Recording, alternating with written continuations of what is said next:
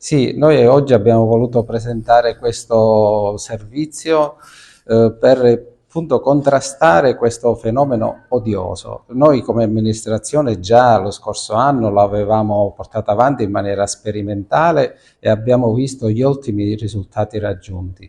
Quest'anno abbiamo voluto riproporre questo servizio in maniera più strutturale per un periodo di tempo più lungo, per un anno. Abbiamo già avviato il servizio dal mese di maggio e i risultati sono stati ottimi perché su alcuni siti che oggi sono videosorvegliati già il fenomeno si è ridotto o quasi annullato. Vogliamo ricordare che cosa rischiano queste persone?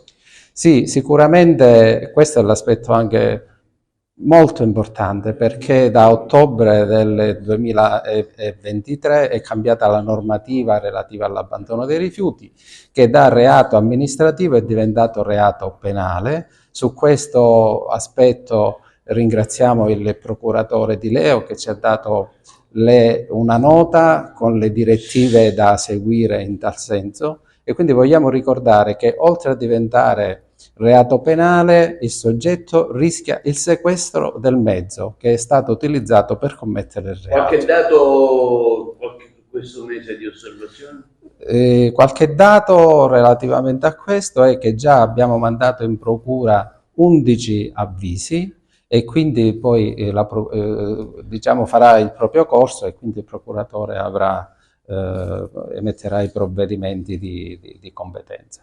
In questa nostra attività una grossa mano d'aiuto ci viene data dalla Polizia Municipale che giornalmente, oltre a questo servizio, svolge un servizio di controllo del territorio relativamente all'esatto conperimento diciamo, delle frazioni di rifiuto e quindi anche sulle attività commerciali. Lei parlava della migrazione dei cittadini da un comune all'altro?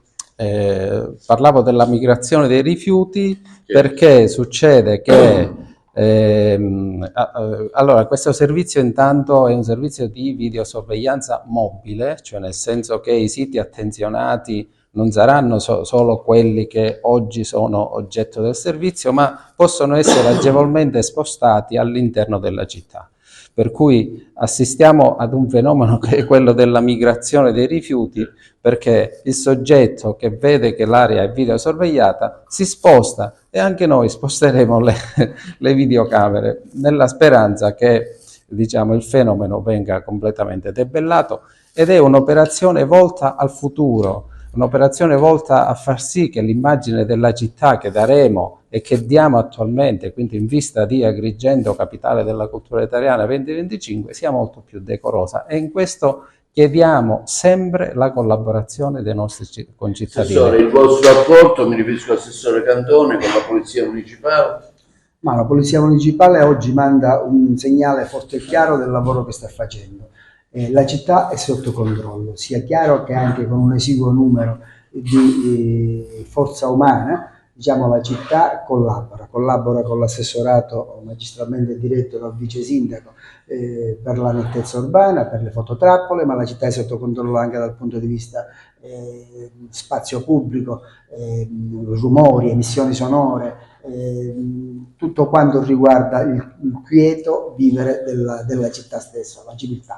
Un appello anch'io ai nostri concittadini: non c'è amministrazione che può tenere pulita una città se il cittadino non corrisponde, non c'è amministrazione che può tenere ordine civilmente in una città se non si collabora tutti. Quindi noi non vogliamo fare azioni vessatorie o punitive, invitiamo semplicemente tutti a mettersi in regola, non siamo lì col cronometro, non diamo un tempo con la clessidra per mettersi in regola, ma che si mettano tutti in regola perché questa città è sotto controllo.